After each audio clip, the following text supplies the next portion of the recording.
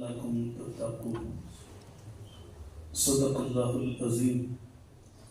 اللہم نور قلوبنا بالقرآن وزین اخلاقنا بالقرآن ونجنا من النار بالقرآن وادخلنا فی الجنة بالقرآن. قال اللہ تبارک و تعالی فی شان حبیبہ مخبرا وعامرا ان اللہ وملائکتہ یصلون علی النبی یا ایھا الذین آمنوا صلوا علیہ وسلموا تسلیما. الصلاۃ والسلام علیک یا سیدی یا رسول اللہ وعلی آلک وصحابک وسلم علیک یا حبیب اللہ. الصلاۃ والسلام علیک یا سیدی یا نبی اللہ وعلی آلک وصحابک یا سیدی یا نور اللہ. حمد و ثنا اور درود و سلام کے بعد معزز سامعین کرام، برادران اسلام، نہایت ہی واجب الاحترام ذی وقار علماء کرام، معزز محترم خواتین و حضرات، السلام علیکم ورحمۃ اللہ وبرکاتہ. اللہ تعالیٰ کے فضل اور توفیق سے 5 روزہ فہم دین کورس کی پہلی نشست میں ہم حاضر ہیں. قرآن مجید سے چند الفاظ آپ کے سامنے تلاوت کیے ہیں. اختصار کے ساتھ کچھ باتیں انہی کے ضمن و ذیل میں آپ کے گوش گزار کر رہی ہیں. اللہ تعالیٰ کی بارگاہ میں ہمیشہ یہ دعا رہی ہے کہ اللہ تعالیٰ میری زبان پہ سچی بات جاری فرمائے اور سچ سن سنا کے مجھے اور آپ کو قابل عمل باتوں پہ عمل کرنے کی توفیق عطا فرمائے. احباب اور بھی تشریف لا رہے ہیں، اگر آپ سارے تھوڑا تھوڑا سمٹ کے آپ کے آگے جو خالی جگہ اس کو پر کر دو تو بعد میں آنے والوں کو گردنیں پھلان کے پھر آگے نہیں آنا پڑے گا. اتنا ممکن ہے آپ تھوڑا تھوڑا سمٹ کے آپ کے آگے جو خالی جگہ اس کو پر کر دو. درود پاک پڑھیں. الصلاۃ والسلام علیک یا سیدی یا رسول اللہ.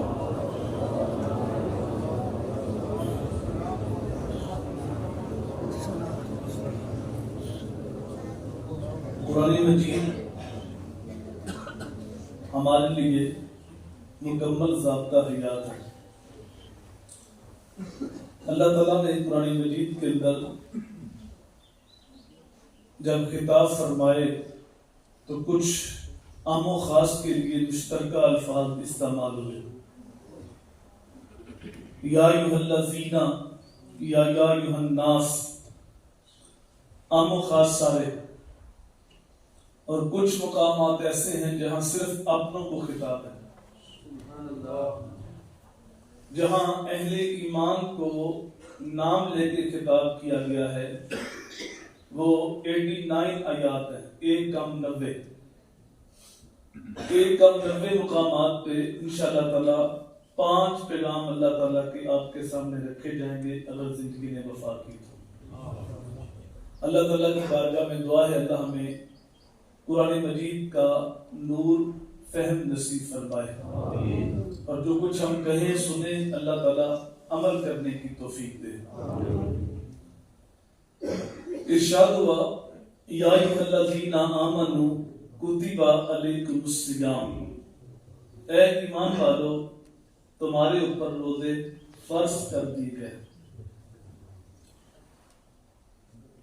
روزے کا لغوی معنی ہے رکنا، اور اصطلاح شریعہ میں طلوع ثانی سے لے کے غروب آفتاب تک بنشت عبادت، کھانے پینے اور وظیفہ زوجیت سے رک جانے کا نام روزہ ہے. روزے کی تاریخ اتنی ہی پرانی ہے جتنی انسان کی تاریخ پرانی ہے. کائنات میں سب سے پہلے انسان حضرت آدم علیہ السلام ایام 20 کے روزے رکھا کرتے تھے. چاند کی 13، 14 اور 15 تاریخ. اور میرے حضور جب مکہ المکرمہ میں تھے اس وقت آپ بھی ایام 20 کے روزے رکھا کرتے تھے. چاند کی 13، 14 اور 15 تاریخ. جب آقا تو جہاں صلی اللہ علیہ وآلہ وسلم مدینہ منورہ تشریف لائے تو یہود کو دیکھا کہ وہ 10 محرم کو روزہ رکھتے، تو حضور صلی اللہ علیہ وآلہ وسلم نے ان سے پوچھا کہ تم اس دن روزہ کیوں رکھتے ہو؟ تو انہوں نے کہا کہ ہمیں اس دن قبطیوں سے نجات ملی تھی، موسیٰ علیہ السلام ان کے ساتھی دریا سے گزر گئے، فرعون اور اس کے ساتھی غرق ہوئے، ہم اس دن کی یاد مناتے ہیں۔ تو میرے حضور نے ارشاد فرمایا کہ ہم تم سے زیادہ حق رکھتے ہیں موسیٰ علیہ السلام کی یاد منائیں۔ حضور نے خود بھی روزہ رکھا اور صحابہ کو روزے کی تلقین کی، اور ساتھ فرمایا کہ وہ 10 محرم کو رکھتے ہیں، تم 9 اور 10 کو رکھو، یا 10 کے ساتھ 11 شامل کر لو تاکہ تمہاری ان کے ساتھ مشابہت نہ ہو۔ پھر 2 ہجری کو ماہ رمضان کے روزے فرض ہوئے، تو اس کے بعد حضور صلی اللہ علیہ وآلہ وسلم نے ارشاد فرما دیا اب جس کا جی چاہتا ہے تو 10 محرم کو روزہ رکھ لے، اور جس کا نہیں جی چاہتا وہ نہ رکھے۔ اب 10 محرم کو روزہ مستحب ہے، لیکن اس سے پہلے لازم تھا۔ آقا تو جہاں صلی اللہ علیہ وآلہ وسلم کی حیات ظاہری کے اندر کل 9 رمضان شریف آئے، جس میں 7 29 کے تھے اور 2 30 کے تھے۔ اس سے یہ بات واضح ہوتی ہے کہ ماہ رمضان زیادہ تر 29 کا ہی ہوتا ہے، لیکن ساتھ یہ بات بھی ذہن نشین رہے کہ روزے 29 ہوں یا 30، اللہ ثواب پورے 30 کی عطا فرماتا ہے۔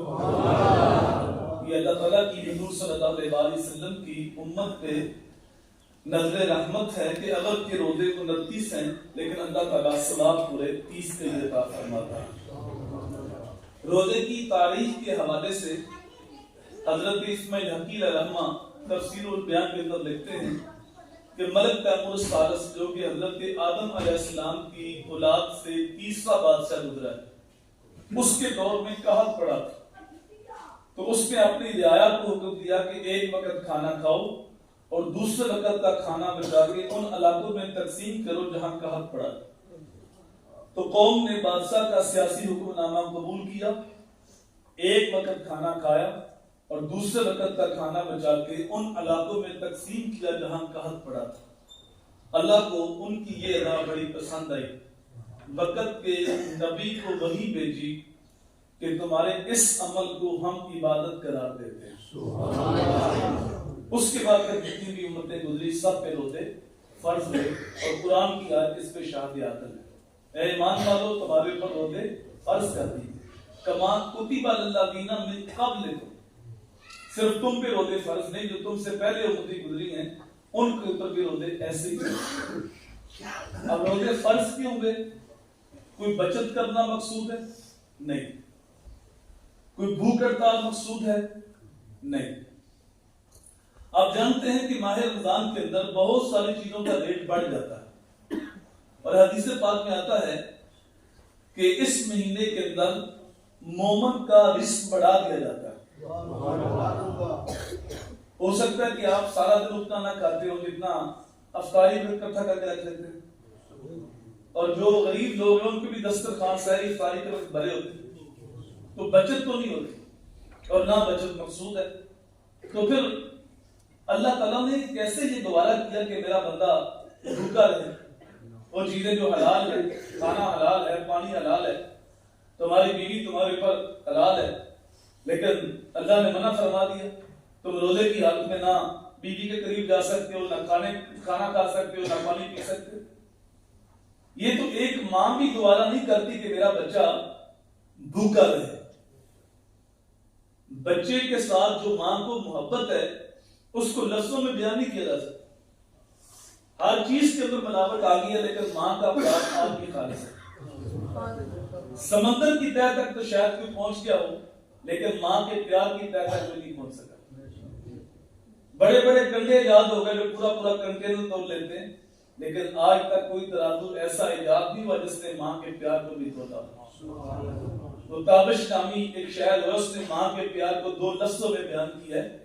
وہ کہتا ہے مدت ہوئی میری ماں نہیں سوئی تابش، مدت ہوئی میری ماں نہیں سوئی تابش، میں نے ایک بار کہا تھا مجھے رات کو ڈر لگتا ہے۔ کہتے بچپن میں نکلا تھا منہ سے ابھی مجھے رات کو ڈر لگتا ہے، اب تو میری داڑھی کے بال سفید ہو گئے ہیں، لیکن میری ماں رات کو سوتی نہیں کہیں میرے لال کو ڈر نہ لگے۔ یہ ماں کا پیار ہے۔ جب بچہ روتا ہے تو وہ 10 منٹ جو ماں بورچی خانے میں دودھ گرم کرتی ہے وہ اس کے اوپر بڑے بھاری ہوتے ہیں، وہ لمحہ لمحہ اس کے لیے اذیت ہوتا ہے، تو ماں سارے کام چھوڑ کے پہلی فرصت میں بچے کو دودھ دیتی ہے اور اس کی آنکھ میں آنسو نہیں دیکھ سکتی۔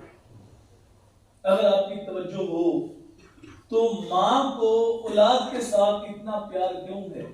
اس لیے کہ ماں باپ نے جنم دیا، تو جس ماں نے جنم دیا ہے وہ اتنا پیار کرتے ہیں، تو جس رب نے خلق کیا وہ کتنا پیار کرتا ہے۔ تو یہ ایک ماں گوارا نہیں کرتی کہ میرا بچہ بھوکا رہے، تو وہ رب جو 70 ماؤں سے بڑھ کے پیار کرنے والا ہے اس نے کیسے چاہ لیا کہ میرا بندہ بھوکا رہے؟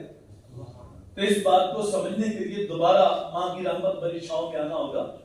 وہی ماں جو بچے کی آنکھ میں آنسو نہیں دیکھ سکتی، جب کبھی بچہ بیمار ہو جاتا ہے تو اس کو ڈاکٹر کے پاس لے کے جاتی، ڈاکٹر نے جو دوائی تجویز کی وہ کڑوا سیرپ ہے، اب بچہ اپنے نفع نقصان سے بے خبر وہ کڑوا سیرپ نہیں پیتا، پھر ماں اس کو زبردستی ٹانگوں میں دبا لیتی اور زبردستی اس کا منہ کھول کے چمچ کے ساتھ اس کے حلق میں سیرپ ٹپکاتی، بچہ روتا ہے، ماں ہنستی، بچہ باہر نکالتا ہے، ماں کی آنکھ دھوتی ہے۔ یہ ماں تو بچے کی آنکھ میں آنسو نہیں دیکھ سکتے۔ آج بچہ رو رہا ہے، ماں خوش ہو رہی، کیا ماں کی محبت ختم ہوگی؟ نہیں۔ ماں کی ممتا چھن گئی؟ نہیں۔ ماں شفاف ہو گئی؟ نہیں۔ ماں جانتی ہے، بچہ نہیں جانتا، بچہ اپنے نفع نقصان سے بے خبر ہے۔ ماں کی نظر شفا پہ لگی ہوئی ہے کہ چند لمحوں کی تکلیف ہے، اگر یہ کڑوا سیرپ پی لے گا تو نتیجہ شفا کی صورت میں سامنے آئے گا۔ ماں اس شفا کو دیکھ رہی ہے، اس لیے نہ چاہتے ہوئے بھی وہ روتا ہے، ماں زبردستی پلاتی ہے، اور جب وہ حلق کے نیچے سیرپ اتر جاتا ہے تو ماں کے چہرے پہ طمانینت آ جاتی ہے کہ چند لمحوں کی تکلیف ہے، اس کے بعد شفا مل جائے گی میرے لال کو۔ اس طرح رب بھی نہیں چاہتا کہ میرا بندہ بھوکا رہے، پھر کیوں چاہ لیا؟ کہا میرے بندو یہ گنتی کے ایام ہیں، یہ 4 دن کی بھوک پیاس کاٹ لو، تمہارے باطن میں جو تمہیں بیماریاں لگ گئی نا، حسد کی، بغض کی، نفرت کی، کدورت کی، حقد کی، کوئی بچت مقصود نہیں، کھانا دکھا کے پیچھے ہٹانا مقصود نہیں، تمہیں تکلیف دینا مقصود نہیں، کہ چند دن کی بھوک پیاس کاٹ لو، نتیجہ کیا ہوگا؟ لعلکم تتقون، تجھے تقوی کا نور مل جائے گا۔ مقصد جو ہے وہ تقوی کا نور دینا ہے، بھوک پیاس مقصود نہیں ہے۔ اور صرف اگر کوئی بندہ بھوک پیاس کاٹتا ہے اور باقی چیزوں سے بات نہیں آتا، جھوٹ بھی جاری ہے، غیبت بھی، سودی کاروبار بھی، بد نگاہی بھی، باقی سب تو جاری ہے، تو میرے حضور نے فرمایا جس نے جھوٹ اور جھوٹے کام نہیں چھوڑے اس کے بھوکے اور پیاسے رہنے کی اللہ کو کوئی حاجت نہیں ہے، کیونکہ جو مقصد تھا وہ تقویٰ تھا۔ اللہ اکبر۔ آقا جہاں صلی اللہ علیہ وآلہ وسلم اس مہینے کا شدت سے انتظار کرتا ہے، 2 مہینے پہلی دعائیں مانگنے چاہتے، رجب کا چاند طلوع ہوتا تو میرے نبی ہاتھ اٹھا کے رب کی بارگاہ میں دعا کرتے، اے اللہ ہمارے رجب میں برکت دے، ہمارے شعبان میں برکت دے، وبلغنا رمضان، اور ہمیں ماہ رمضان تک پہنچا دے، یعنی ہماری عمر میں اتنی طوالت ہو کہ ہم ماہ رمضان میں داخل ہو سکے، اس کی رحمتوں کو، برکتوں کو دیکھ سکے۔ اور مولا کائنات فرمایا کرتے تھے اگر اللہ تعالیٰ نے حضور کی امت کو بخشنا نہ ہوتا تو وہ ماہ رمضان کبھی بھی عطا نہ کرتا۔ اور دوسرے مقام پہ حضور نے ارشاد فرمایا کہ اگر میری امت کو پتہ چل جائے کہ ماہ رمضان میں کیا ہے، یعنی اس میں رحمتیں کتنی ہیں، اس میں برکتیں کتنی ہیں، اس میں انوار کتنے ہیں، اگر میری امت کو پتہ چل جائے کہ ماہ رمضان میں کیا ہے تو میری امت یہ دعا مانگے مالک سارا سال ہی رمضان بنا۔ اس قدر برکت والا، رحمت والا مہینہ ہے کہ اس کی ہر گھڑی، ہر ساتھ رحمتوں اور برکتوں سے مالا مال ہے۔ میرے حضور نے فرمایا من صام رمضان ایمانا واحتسابا غفر لہ ما تقدم من ذنبہ، جس نے ماہ رمضان کے روزے رکھے ایمان کے ساتھ اور اپنے نفس کا محاسبہ کرے، اپنے نفس کا محاسبہ ضروری ہے، اپنے اندر اترنا. بلے شاہ نے کہا نا، بلے شاہ آسمانی اڑدیاں پڑھنا ہے کہ گھر بیٹھی نو پڑھے. کبھی اپنے اندر اترے، اپنے نفس کا محاسبہ کر کے جس نے روزے رکھے، میرا مالک اس کے پچھلے سارے گناہ معاف فرما دیتا ہے. تو یہ مغفرت والا مہینہ حدیث میں آتا ہے. پورا سال ماہ رمضان کے اعزاز کے لیے، اس کی تقریب کے لیے، اس کے پروٹوکول کے لیے جنت کو سجایا جاتا ہے. اللہ جنت کے تو گرد و غبار تو نہیں، وہاں تو زمین بھی کستوری تھی. جہاں جب ہوا چلتی ہے تو گرد و غبار اٹھتا ہے، آنکھیں اندھی ہوتی ہیں، لیکن جنت میں جب ہوا چلتی ہے تو خوشبو پھیل جاتی ہے. لیکن اس کے باوجود ماہ رمضان کے اعزاز کے لیے، اس کی تقریب کے لیے، اس کے رنگ و روغن، اس کی روشنی، اس کی خوشبوؤں میں اضافہ ہوتا رہتا ہے. اور جو ہی ماہ رمضان گزرتا ہے تو پھر اگلے سال کی تیاریاں شروع ہو جاتی ہیں. رسول کریم صلی اللہ علیہ وسلم شعبان کے آخر میں جا کے صحابہ کو جمع کرتے اور صحابہ کو اس مہینے کی عبادت کے لیے ابھارتے، فرماتے کہ وہ عظمت والا مہینہ، برکت والا مہینہ آ رہا ہے، اس میں نیکی کا وزن بڑھ جاتا ہے. ایک نفل پڑھو تو ایک فرض کا ثواب ہوتا ہے، ایک فرض پڑھو تو 70 فرضوں کا ثواب ہوتا ہے. دیکھیے باقی ایام میں اگر آپ کے پاس درس قرآن دینے کے لیے آؤں، آپ درس قرآن سننے کے لیے جمع ہوں، تو مجھے ایک درس دینے کا ثواب، آپ کو ایک درس سننے کا ثواب. لیکن یہ ماہ رمضان کی برکتیں ہیں کہ اس ماہ نور کی وجہ سے میں ایک درس دوں، آپ ایک درس سنیں، مجھے 70 درس دینے کا ثواب ہوگا، آپ کو 70 درس سننے کا ثواب ہوگا. کیونکہ اس مہینے میں نیکی کا وزن بڑھ جاتا ہے. تو خوش قسمت ہے وہ آدمی جس نے زندگی میں ایک بار بھی ماہ رمضان کو پا لیا. تو اس مہینے کا ایک لمحہ بھی ضائع نہ کرے، نہ جانے زندگی میں دوبارہ یہ ماہ نور نصیب ہو یا نہ ہو. ہمیں پورا مہینہ مشق کرائی جاتی اور اللہ تعالیٰ کے حکم سے ہم حلال طیب بابرکت چیزیں چھوڑ دیتے. ابھی ہم نے روزہ رکھا ہوا ہے، کوئی صاحب آنے ابھی مدینہ شریف سے کھجورے لے کے اور مکہ المکرمہ کا آب زمزم لے کے آ گئے کہ میں عمرے پہ گیا تھا تو میں نے کہا چلو دوست درس قرآن پہ جمع ہوئے ہوں گے تو ان کو تبرک پیش کرتا ہوں. تو وہ کھجورے ہم پکڑیں گے، ان کو چومیں گے، کہیں گے ابھی نہیں ہم کھا سکتے، ہم افطاری میں رکھا ہے. تو کہتا ہے ابھی 2 بوند بھر لو، آب زمزم تبرک ہے، پی لو، کھجورے کھا لو. ہم کہتے نہیں، کیوں؟ ہم نے روزہ رکھا ہو. اب سوچنے والی بات یہ ہے، جس رب کے کہنے پہ روزے کی حالت میں ہم نے حلال طیب اور بابرکت چیزیں چھوڑ دی پورا مہینہ، تو وہ چیزیں جو پہلی حرام ہیں، یہ تو حلال تھی، تبرک تھا، بابرکت تھی، لیکن رب کے کہنے پہ چھوڑ دی. تو جس رب کے کہنے پہ ہم نے حلال چھوڑ دیا تو اس رب کے کہنے پہ حرام نہیں چھوڑ سکتے. جس رب کے کہنے پہ تم حلال سے ہاتھ روک لیتے ہو تو کیا اس رب کے کہنے پہ باقی 11 مہینے تم حرام سے باز نہیں آ سکتے؟ جو حلال چیزیں وہ چھوڑ دی. جھوٹ تو پہلی حرام ہے، غیبت تو پہلی حرام ہے، چغلی تو پہلی حرام ہے، بد نگاہی تو پہلی حرام ہے، سودی کاروبار تو پہلی حرام ہے، رشوت کا لین دین تو پہلی حرام ہے. تو جس رب کے کہنے پہ تم نے حلال چھوڑا تو کیا اس رب کے کہنے پہ حرام نہیں چھوڑ سکتے؟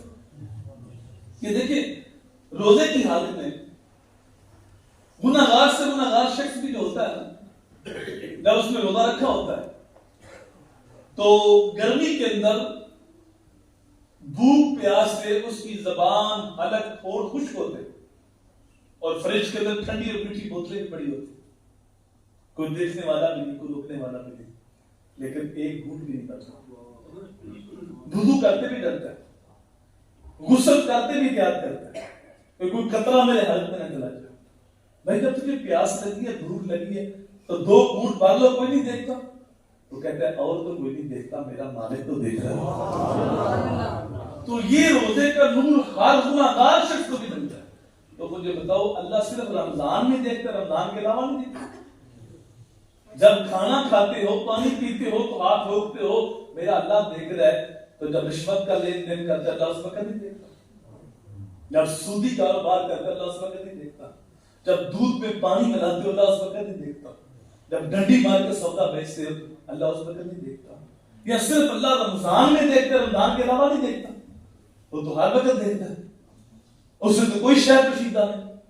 جہاں کوئی ایجنسی کا بندہ نہیں پہنچتا، جہاں کوئی خفیہ کیمرہ نہیں پہنچتا، جہاں کوئی پولیس کا ملازم نہیں پہنچتا، وہاں یہ عقیدہ پہنچتا ہے کہ میرا اللہ مجھے دیکھ رہا ہے. تو بند کمرے کے اندر بھی انسان کو جرم کرنے سے بچا دیتا کہ میرا اللہ مجھے دیکھ رہا ہے. دیکھو جب استاد دیکھ رہا ہو تو شاگرد غلط حرکت نہیں کرتا، باپ دیکھ رہا ہو تو بیٹا سگریٹ نہیں پیتا، شیخ دیکھ رہا ہو تو مریض جو ہے وہ قدم پھونک پھونک کے رکھتا ہے. اور اگر یہ روزے کا نور دل کے اوپر پکا جام جائے کہ میرا اللہ دیکھ رہا ہے تو پھر وہ کیسے گناہ کرے؟ پھر تو بند کمرے کے اندر بھی جرم کرنے سے بات دے گا میرا اللہ دیکھ رہا ہے. یہی وہ عقیدہ تھا جب زلیخا لے کے یوسف علیہ السلام کو ساتویں کوٹری کے اندر اور ساتوں دروازے بھی بند کر دیے اور بت کے اوپر موٹا کھیس بھی ڈال دیا اور داغ پہ گناہ دیتے ہوئے کہا ہے تلک یوسف آجو اب تو کوئی نہیں دیکھا. قال معاذ اللہ، فرمایا اللہ کی پناہ، تو دروازے بند کر کے لوگوں کی نظروں سے چھپ گئی اور بے نور مٹی کے ماتم کے اوپر بھی موٹا کیس ڈال دیا اور وہ دیکھتا بھی کب ہے لیکن جو میرا خدا ہے وہ ساتویں کوٹری کے اندر بھی دیکھ رہا ہے. ایسے اجالے ایسی روشنیاں برسی کہ گناہ کا تصور ہی محال ہو گیا. تو یہ عقیدہ انسان کو گناہ سے بچاتا ہے. تو یہ روزے کا ثمرہ ہے، یہ روزے کا نور ہے کہ بندہ کہتا ہے کہ میرا اللہ مجھے دیکھ رہا ہے، تو اس لیے وہ ہر برے کام سے باز آتا ہے. تو جب روزے کی حالت میں حلال سے رک جاتا ہے تو اگر یہ روزے کے نور کو سمجھے، اس کو تقوی کا نور مل جائے تو پھر باقی 11 مہینے حرام سے بھی باز آ سکتا ہے. تو یہ پورا مہینہ ہمیں مشق کرائی جاتی ہے کہ تم رات کے کہنے پہ حلال طیب مبارک چیزیں چھوڑ دیتے ہو تو اسی رات کے کہنے سے حرام سے بھی باز آ جائے. تو خوش نصیبی ہے ہماری جنہوں نے زندگی کے اندر اس ماہ نور کو پا لیا ہے. حضور نے فرمایا جس نے اس ماہ مقدس کو پا لیا اور پھر اس نے رب کو راضی نہ کیا، پھر عبادت کر کے جنت کا حقدار نہ بنا، تو فرمایا وہ تباہ و برباد ہو جائے، وہ اس کی ناخوار قلوب ہو جائے، باقی وہ بد نصیب ہے. اگر ہم اس مہینے کے انوار کو دیکھیں تو ہمارے سارے باطن کے گن ختم ہو سکتے ہیں اور ہمیں تقوی کا نور مل سکتا ہے. تو میں چاہوں گا کہ اس مہینے میں جو بقیہ ایام رہ گئے ہیں ہم کوئی ٹائم ٹیبل بنائیں اور پورا مہینہ ہم ذکر فکر کرنے لگا. دیکھو ماہ رمضان کے اندر ہم سحری میں اٹھتے ہیں کھانا کھانے کے لیے، تو کیا یہ اچھا ہو کہ ہم آدھا گھنٹہ پونا گھنٹہ پہلے اٹھتے ہیں، تہجد کی نماز پڑھیں. ہمارے اوپر 5 نمازیں فرض ہیں لیکن ہمارے نبی پہ 6 نمازیں فرض ہیں. حضور پر تہجد بھی فرض ہے. اور میں آپ کو بتاؤں گا جو تہجد ہے نا وہ لاڈلی عبادت ہے. کوئی بچہ ہوتا ہے نا لاڈلا ہوتا ہے، وہ ماں باپ سے جب بات کرتا ہے تو ماں باپ ٹالتے ہیں. اس طرح تہجد بھی لاڈلی عبادت ہے. ہمیں کوئی پریشانی آتی ہے، کوئی مشکل آتی ہے تو پریشانی حل کرنی ہوتی ہے رب نے، مشکل حل کرنی ہوتی ہے بولیے رب، سارے بولو رب نے. کیونکہ ہمارا عقیدہ کمزور ہے اور ہمیں ایک دائرے کے اندر رکھ دیا گیا اور ہم ملنگوں کے پاس جا بیٹھے، ہم بابوں کی چوکھٹ مال کے بیٹھ گئے اور کہا کہ کوئی کرم ہو جائے، کوئی تھپڑا لگ جائے، کوئی سوٹی لگ جائے اور کوئی گالی دے دے کہ جا کرم ہوگی تو ہم سمجھے خیر ہوتا. کاش ہم اللہ سے مانگنے کا مزاج پیدا کریں اور تہجد وقت اٹھنے کا مزاج بنائیں. اس سے مانگے جس سے ولی بھی مانگتے ہیں، نبی بھی مانگتے ہیں. سارے میں آپ اور سارے ولی نبی اس در کے محتاج ہیں. سب نے رب سے مانگا اور سب کچھ رب کے ہاتھ میں. رب جس کو اختیار ہے اس کے پاس اختیار ہے. اللہ کے مد مقابل ہوتے کوئی بھی کچھ نہیں کر سکتا. یہی ہمارا عقیدہ. تو تہجد پڑھنے کا معمول بنائیں اور کوئی مشکل حل نہیں ہو رہی تو رب سے تہجد کے سجدوں میں مانگے تو پھر دیکھتا رب کتنا کرم کرتا ہے. اللہ اکبر. اور پھر ہم کوشش کریں کہ جماعت کے ساتھ نماز ادا کریں. سحری کرنے کے بعد فجر کی نماز تک ہمارے پاس آدھا گھنٹہ تقریباً ہوتا ہے. آدھا نہ صحیح 20-25 منٹ ہوتے ہیں، تو ہم قرآن مجید کی تلاوت کر سکتے ہیں مسجد میں جا کے یا گھر میں، اور جماعت کے ساتھ نماز پڑھنے کا معمول ہے۔ ہمارے بہت سارے نادان جو ہے وہ گھر میں نماز پڑھتے ہیں وہیں سو جاتے ہیں، بہت نقصان کرتے ہیں۔ حضرت ابو امامہ الباہلی حضور کی بارگاہ میں آئے اور بڑے پریشان تھے، رنگ زرد تھا۔ حضور نے پوچھا ابو امامہ کیا ہوگا؟ آقا میرے 10 اونٹ چوری ہو گئے اور ان کے اوپر سامان بھی لدا ہوا تھا، مجھے بتاؤ ایک اونٹ 2 لاکھ کا بھی ہو تو جس کا 20-25 لاکھ چوری ہو جائے اس کو تو رات نیند بھی نہیں آتی۔ میرے حضور نے فرمایا اچھا میں سمجھا شاید تیری تکبیر اولا ادا ہوگی۔ عرض کی یا رسول اللہ تکبیر اولا 10 اونٹوں سے بہتر؟ میرے حضور نے فرمایا ابو امامہ کیسی باتیں کرتے ہو، تکبیرۃ الاولا خیر من الدنیا وما فیہا، تکبیر اولا دنیا بھر کے خزانوں سے بہتر ہے۔ تو جماعت کے ساتھ نماز پڑھنے کا معمول بنائیں۔ اللہ اکبر۔ اور پھر اگر آپ کے پاس وقت ہے اور جسم آپ کا ساتھ دے رہا ہے، اللہ نے توانائی دی ہے، صحت دی ہے، یا اور کام کاج کی کوشش کریں، سورج نکلنے تک مسجد کے اندر ہی بیٹھے ذکر فکر کے اندر مشغول ہو اور اشراق کی نماز پڑھیں۔ میرے حضور نے فرمایا جس نے اشراق کی نماز ادا کی وہ ایسے ہے جیسے اس نے ایک حج اور ایک عمرہ کیا۔ اور اگر ہم صرف اس کے اہتمام ماہ رمضان نہیں کر لیں تو جب ماہ رمضان کا مہینہ ختم ہوگا تو ہمارے نامہ مال کے اندر 30 حج اور 30 عمرے لکھے جائیں گے۔ اور پھر اگر آپ کے پاس جسمانی طاقت ہے اور نیند کا غلبہ نہیں تو تھوڑا رک کے چاشت کی نماز ادا کر لیں۔ یہ 2 رکعتوں سے لے کے 12 رکعت تک جتنی آپ کے اندر وسعت ہے، طاقت ہے، جسمانی طور پہ طاقت ہے، اتنی آپ پڑھ سکتے ہیں۔ رسول کریم صلی اللہ علیہ وسلم نے ارشاد فرمایا انسان کے جسم میں 360 جوڑ ہیں اور ہر جوڑ کا صدقہ، تو صحابہ نے عرض کیا رسول ہم 360 جوڑوں کا صدقہ کیسے ادا کر سکتے ہیں؟ میرے حضور نے فرمایا تم چاشت کے 2 رکعت نفل پڑھ لو تمہارا صدقہ ادا ہو جائے گا۔ تو 360 جوڑوں کا صدقہ۔ اس کے بعد آپ کے پاس وقت ہے، آپ جا کے آرام کرنا ہے تو آرام کریں، کام پہ جانا ہے کام پہ جائیں۔ یہ ماہ رمضان کے بعد نیند کم لے۔ رسول پاک صلی اللہ علیہ وآلہ وسلم اس مہینے میں کثرت سے عبادت کرتے ہیں۔ حدیث پاک کا مفہوم ہے شد المیزرہ، حضور لنگوٹا کرتے تھے، قبر بستہ ہو جاتے، خود بھی ڈال کر گھر والوں کو بھی دے جاتے۔ اللہ اکبر۔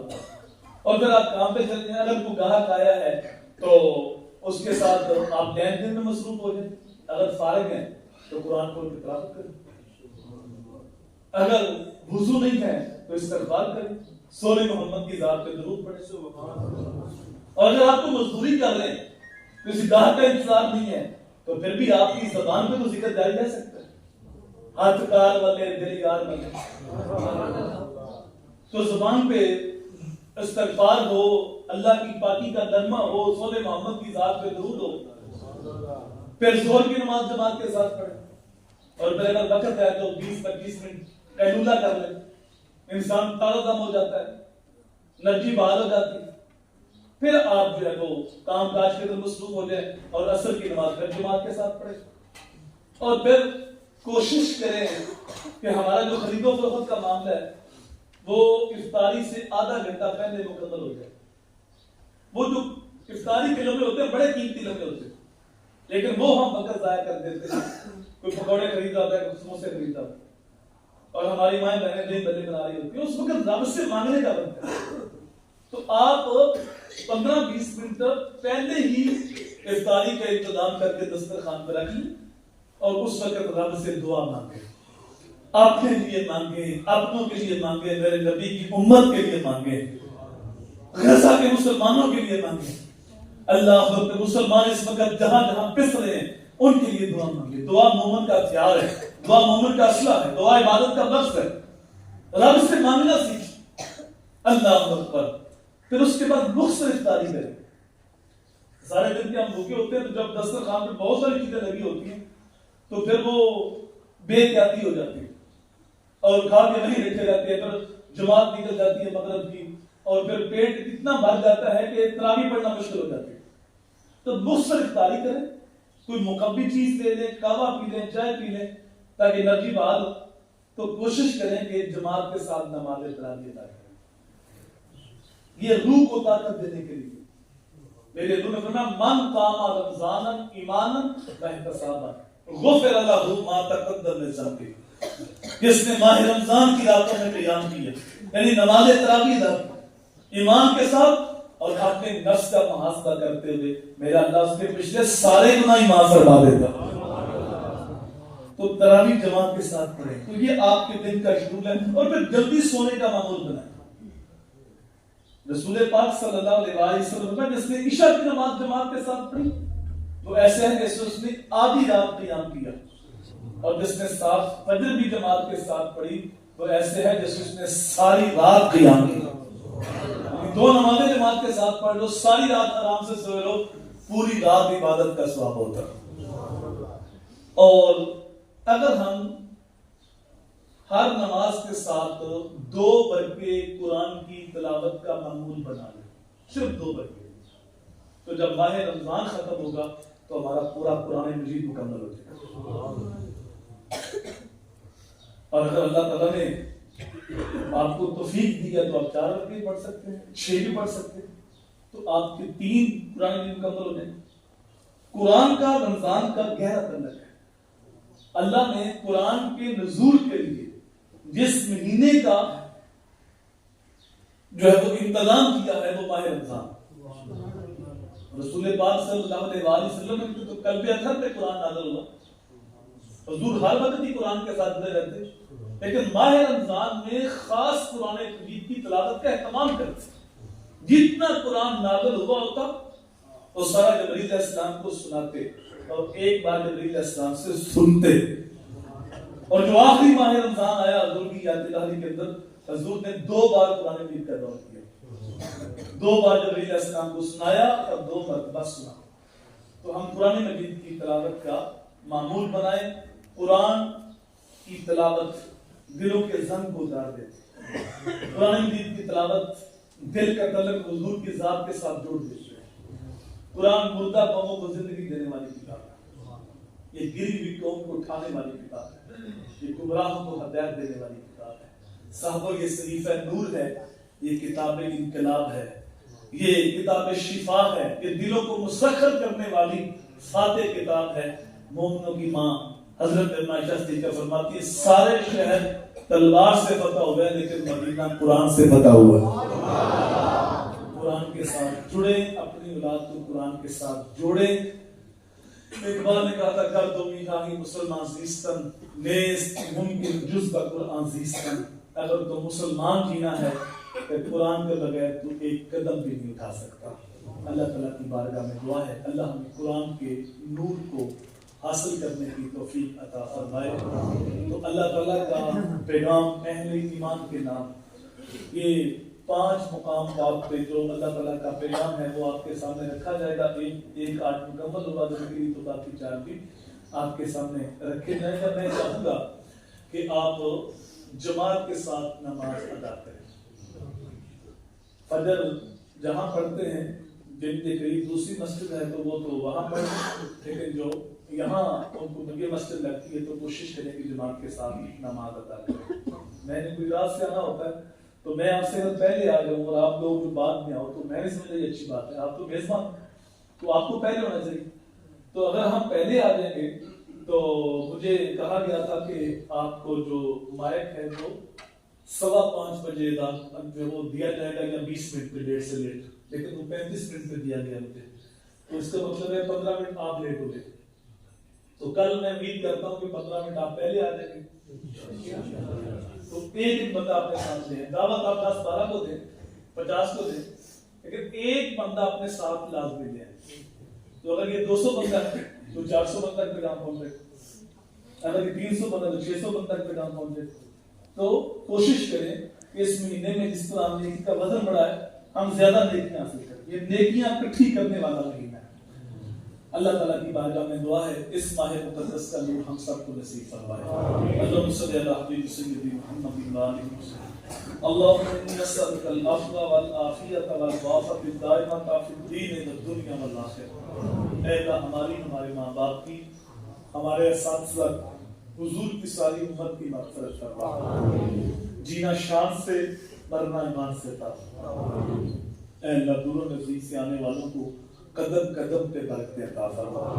بالخصوص جو میری مائیں بہنیں بیٹیاں مولا کریم قرآن کا پیغام سننے کے لیے آئی، ان کی دنیا آخرت بہتر فرما۔ اے اللہ پوری بستی پہ اپنا فضل و کرم فرما۔ جن علماء نے سرپرستی فرمائی اور مجھ جیسے طالب علم کی کج بن کے سنی، ان کا سایہ ہمارے اوپر دراز فرما، انہیں دنیا آخرت کی بھلائی نصیب فرما، جینا شان سے مرنا ایمان سے۔ صلی اللہ تعالی علی محمد